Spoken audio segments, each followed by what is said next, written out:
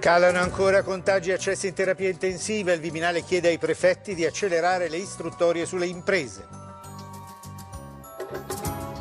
Inchieste sulle RSA, acquisiti i documenti in Regione Lombardia, indagini a Prato, Lucca e Puglia sulla morte degli anziani. E Francesco Lamessa prega per loro, sono la nostra storia, hanno paura di morire da soli, raccontate le storie delle vittime. Da oggi in pagamento i bonus per lavoratori autonomi e famiglie, von der Leyen, azioni anticrisi per 3.000 miliardi di euro. Governo in fase 2, Conte in Parlamento il 21, PD, Italia Viva e Forza Italia sì ammesse ma senza condizioni, no da 5 Stelle, Lega e Fratelli d'Italia. 2 milioni i casi nel mondo, Trump accusa l'OMS di negligenza e congela i fondi, riaprono le scuole in Danimarca.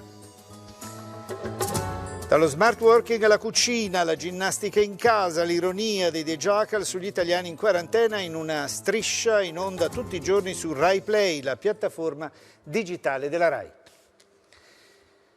Buongiorno al TG1, l'andamento dell'epidemia mostra un calo moderato, il numero dei decessi però ancora alto, 21.067 dall'inizio dell'emergenza. Diminuiscono gli accessi nelle terapie intensive e il numero dei nuovi positivi. Si lavora anche alla fase 2, con una circolare il Ministero degli Interni chiede ai prefetti di accelerare l'istruttoria sulle imprese.